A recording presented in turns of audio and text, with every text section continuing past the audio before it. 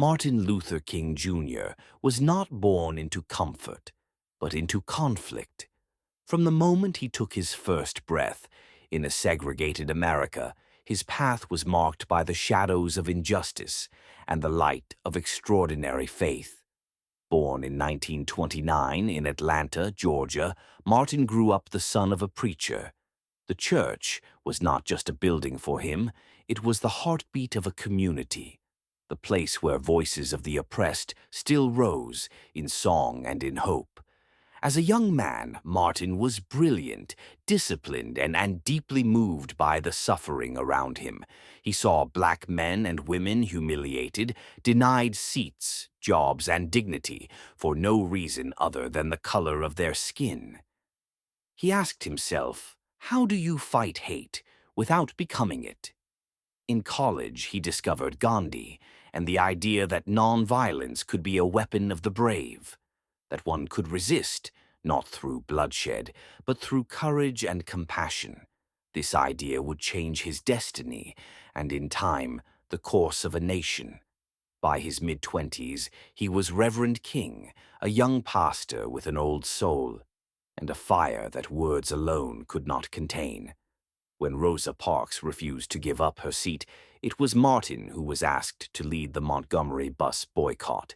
He agreed, reluctantly at first, but once he stood before that crowd, he realized that history had placed the microphone in his hand. For 381 days, people walked instead of riding the buses. They faced threats, arrests, and daily humiliation. Yet, they endured. Their victory was not only over segregation, but over fear itself.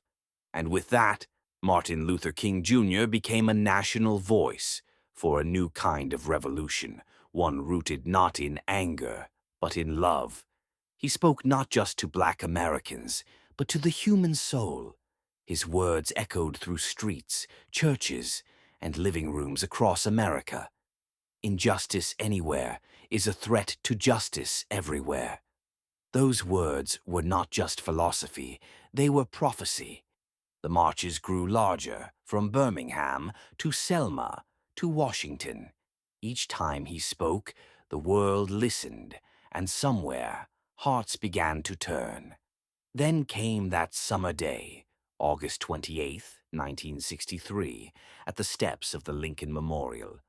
Before 250,000 people, he did not shout, he did not rage, he simply spoke, and the world felt still. I have a dream that one day this nation will rise up and live out the true meaning of its creed, that all men are created equal. Those words soared beyond that moment. They became scripture for a new America, a promise that still demands fulfillment. But dreams come at a cost. The more he spoke, the more powerful he became, and power always invites resistance. His house was bombed, his phones tapped, his name dragged through the mud, yet he stood firm, his voice steady, his heart unbroken. By 1968, and the strain was heavy, but his spirit remained unshaken. He had turned his fight toward poverty, toward peace, toward unity. In his final speech, in Memphis, his voice trembled, but did not waver. He said, "I've been to the mountaintop. I've seen the promised land. I may not get there with you, but we, as a people, will get to the promised land." The next evening, he was gone, but his dream did not die with him. It lives in classrooms and courthouses, in marches and movements, in the conscience of every person who believes that freedom must belong to all, or it belongs to none. Martin Luther King Jr. taught us that greatness is not measured in power, but in principle, that the most powerful weapon on earth is a steadfast heart, guided by love, and that a dream, spoken with courage, can echo across generations until it becomes truth. The dream still lives because the world still needs it.